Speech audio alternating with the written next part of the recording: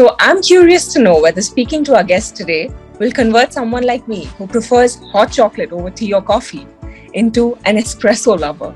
Dubbed as the king of espresso and the best barista in the world, Stan Bachev is on a mission to redefine the world's coffee culture and change the world of coffee.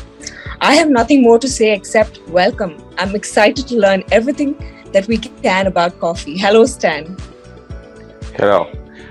Thank you very much for that interview. And when you love to drink hot chocolate, that mean you love to drink something tasty, something sweet. But one time when you try my espresso, my King Espresso, then you start love my stuff. You forget for the hot chocolate. Wow. Like a real challenge, but I'm up for it. I'm ready to try it out. So can you tell me about King Espresso? Okay, I will explain you. King Espresso is innovation method for making coffee with espresso machine. I'm using one espresso machine. She's producer of this, one of the best coffee machine in the world, La Marzocco Strada MP. How to say, I improve some of the parts of the machine, and I make it better. I will say just I make it better machine than La Marzocco. I try to change some of the parts, and after that I use it another way, not the same way like all the people in the world they use the espresso coffee machine. And I create a method that something like a pressure cooker. You put the coffee inside, you activate the carbon dioxide, because when you roast the coffee, you put a lot of carbon dioxide, a lot of gas inside in the coffee bean. And if you can find a way to activate this gas, you can melt the coffee like hot chocolate, and then you can have in the cup more taste. And the taste will be sweet, sour, bitter, salty. Everything will be together in the cup, and very oily consistency. It's like I don't know. It's like an extra virgin olive oil. Something incredible. Wow, that actually another product. Okay, yeah, that doesn't sound like the coffee that we're used to. It's kind of complicated, but one time when you try it and continue to try this kind of product, you get addicted. And after that, when you go to drink something else in some other place, it's not the same. Yeah, it's not the same. You never forget. Okay, that's amazing. Can you tell me about Espresso Cultura-Specialty coffee? I believe people can come in here and taste this wonderful offering that you... Okay, I'll explain. I'll start with the story of how I started Espresso Cultura.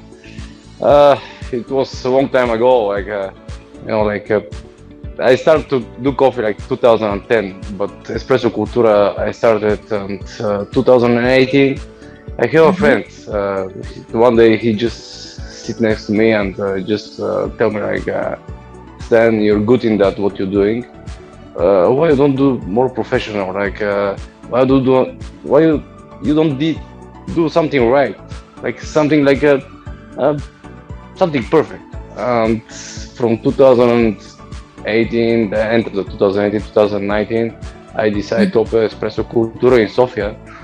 From the first day I opened my shop here, I take the leader seat of all the coffee shops in Sofia, because I don't accept no compromise in my shop. Everything is perfect. Perfect coffee, perfect machine, everything. And for me to give something to my customer that he enjoy and that he will remember me for all his life. That's my reason I'm here, to give them some passion. That's beautiful. I love that. I'm someone who believes that if you're doing something, you should do it with all the love and passion that you have. And I think you are a true testament to that. So I read somewhere that you began making coffee first in a garage using, your home coffee machine. So tell me a little bit about that journey. It was a very funny stuff, very funny part of my life. In my home city, my parents have a garage, and all my friends bring a bicycle and stuff like this. And I open the garage, I put a coffee machine inside, and I start make coffee. I don't know, what can I say about that coffee right now? Because now I'm doing something in a space, something like I'm in the space. And then was I don't know, that was funny stuff. But this is the way you started. I never, in my life, I never touched before the espresso machine in my life. And when I started, when you just start to do it, you just feel that that's something of you. And all my life, I'm just looking for my gift. In life, God give a gift to everybody. And to my the time I don't touch the coffee machine, I don't know what was my gift. But from this time I know what, because I'm made for that. And that's so nice. I'm made to change the coffee industry.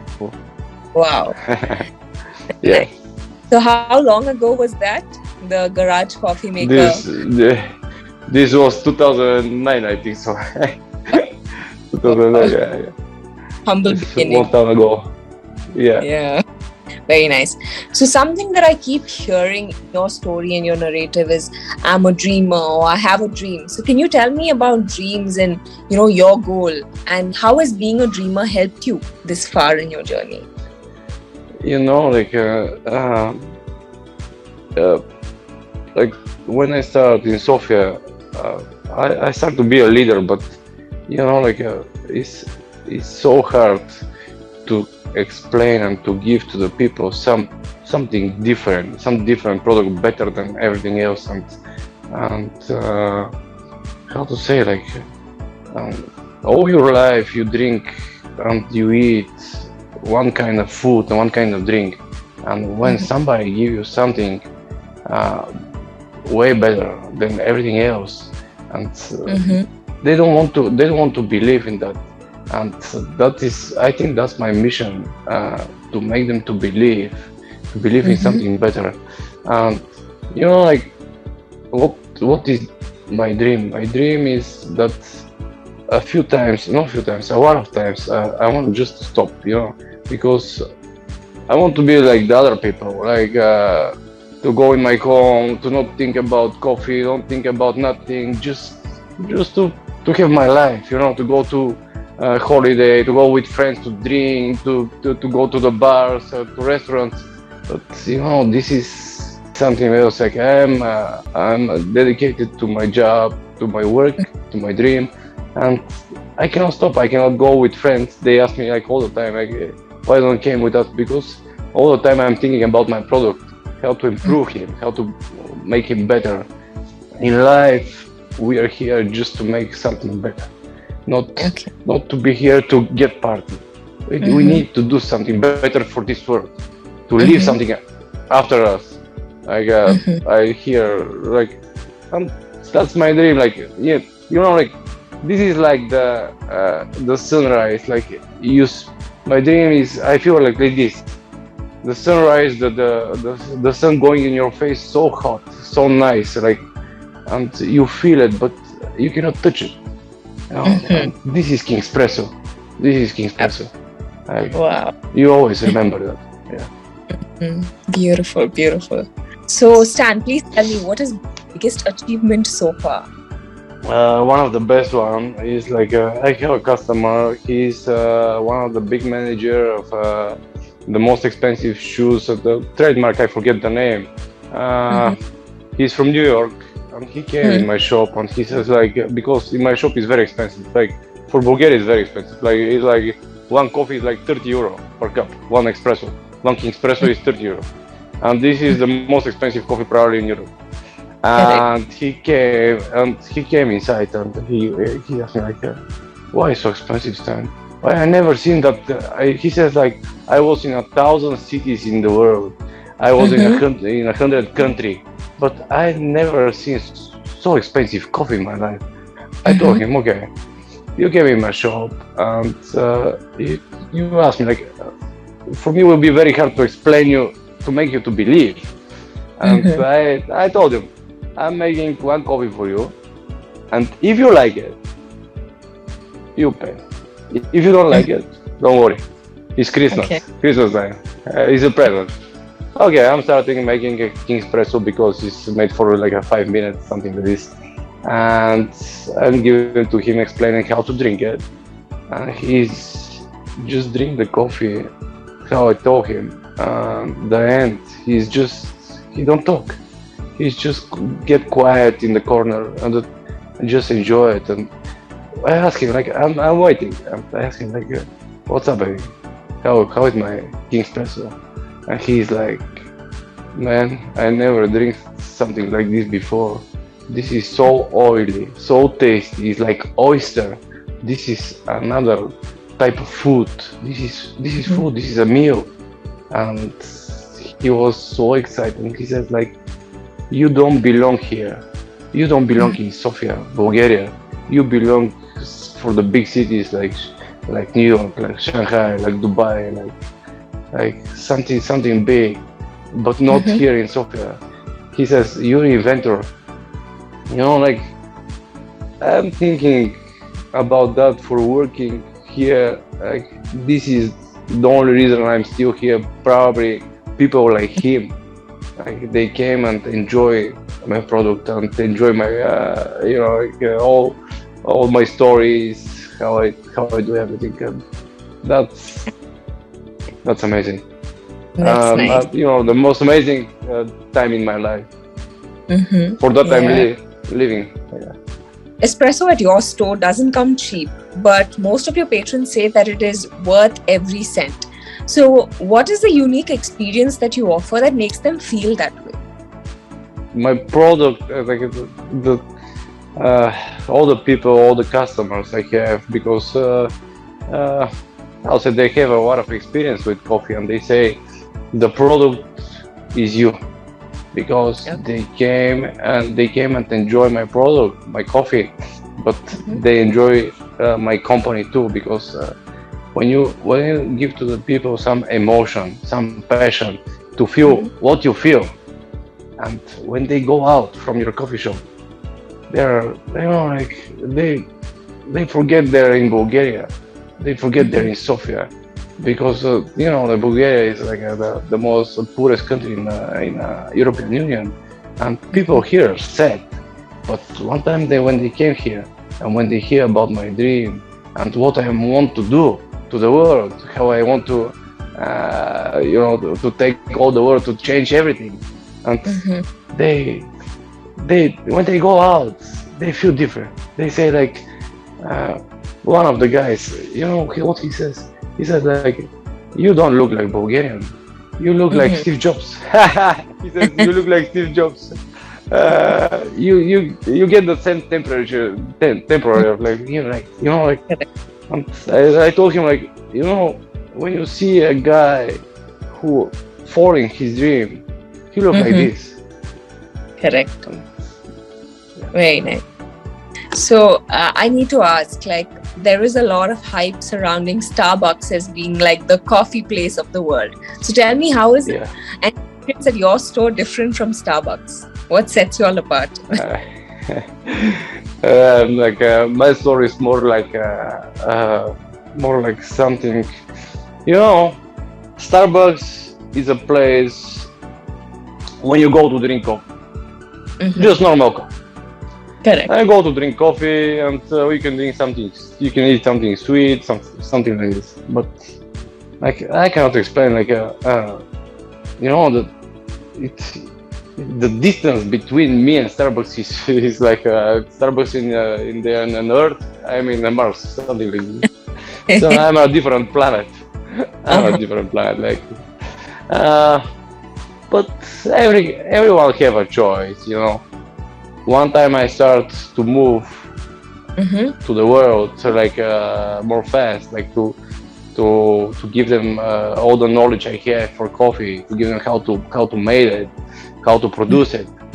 I think probably Starbucks will not exist no more. Like we will have another brand. Yeah, Wow. King Espresso will be the best. Yeah. Very nice. Yeah. I'd love to know more about your Forbes feature. Can you tell me how that happened? Yes, like I have a friend. He's a friend of one of the Forbes, the writers of the Forbes, the directors. And he says like, do you know where I drink coffee? Like the guy explained me all how the situation happened, and he explained that he told him where he drink coffee, like, and what kind of coffee he drink, and he bring it here, drinking coffee. I explained how I started, and the end of our like our talking about coffee and all my dream, and the guy from Forbes, he said, the woman from Forbes, she was a woman, and she says like, okay, I'm writing for Forbes. Do you want to write something for you? I said, I don't know, like if you want, like you can write whatever you want. He says like, but the girl, she says like, but I want your true story, just your true life to be inside in Forbes. All you feel, all the way how it happened, because people when they read, they know that's true or not. They feel that the words give passion. Correct. And I'll give them what they want. I give them my dream. Okay. And nice. that's I go in Forbes, because I'm like not. And after that, the girl from Forbes, she told me like I was the most popular like material in the magazine. Like she says like you reading so many times, so many times. Very nice. That's amazing. So tell me about your plans for expansion of the brand. I would love to know. Okay, for the brand now I'm trying to move the brand in Saudi Arabia, in Riyadh. I was there in October. I was in meeting with a lot of people from the coffee industry in Saudi Arabia. In Riyadh, I meet a lot of people from the coffee industry. They have how to say a lot of money too, and a lot of machines and everything have. But still, in the end, on the end of everything is what is inside the cup.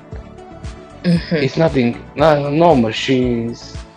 You can have the best machines in the world, you can have the best coffee in the world, but still you need to complete all of this. Like you need the right human with the right knowledge inside, inside in the bar, and like what is inside in the cup. That's mean when the taste is good, everything is good, like nothing else. And I think in Saudi Arabia they have a big potential, because all this machine, all these coffees they can have from the world, they can afford it, but somebody needs to show them how to do it, and for that, when I was there, I told one of the leaders there in the, how to say that, it's not a leader, but it's one of the best coffee shops I ever met in Saudi Arabia, where I drink the best coffee for me. And I told them like, I'm not coming to be a competition in Saudi Arabia. I'm going to be your leader. I will lead you, and I will make the Saudi Arabia coffee industry one of the best in the world. Always. Okay. Yeah. Wow. Yeah, that's a great plan. I wish you best of luck. Thank you very much. So the coffee that you serve, is it just warm, or cold or iced coffee possible? Do you add sugar? I'd love to know more. King Espresso is something different. Is when the King Espresso go out of the machine, is in a perfect temperature for drink. You don't wait to King Espresso to get to get cold or something. It's in a perfect temperature, and you can drink it immediately. Sometimes it's cold. Sometimes it's very cold because it's like the extraction is like it's like a it's like a virgin olive oil. It's something. It's like a cooker pressure. You go inside, like you heat the coffee beans. When you grind the coffee, you put it inside in a basket, then put it inside in the machine. You wait like between 2 and 3 minutes, and a different level, different quantity of water, but a little bit of water on the top, just to heat the coffee. And you make something like fake pressure inside in a basket.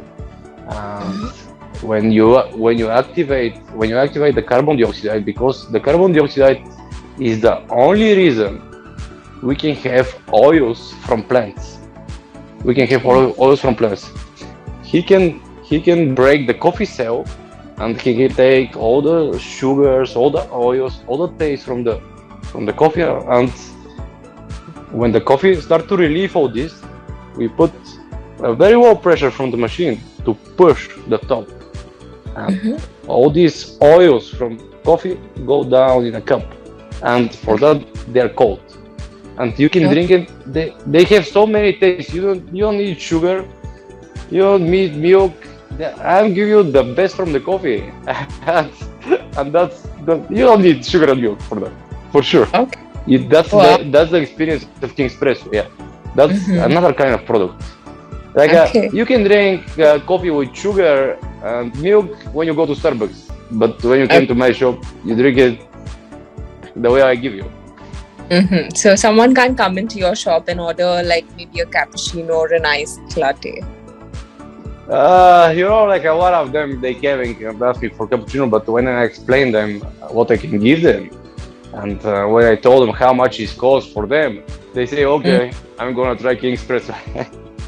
I don't put 50 euro coffee for milk inside in 50 euro coffee. Like, no way. I need to try it like this to see, because this is the experience. He came and tried, and he already know like what is the real taste of coffee. And when he go home, like he explained, what you drink? I drink oily, salty, sour, sweet, bitter, everything together. And he says like, I don't imagine that's coffee. He said like, I don't have a taste of coffee.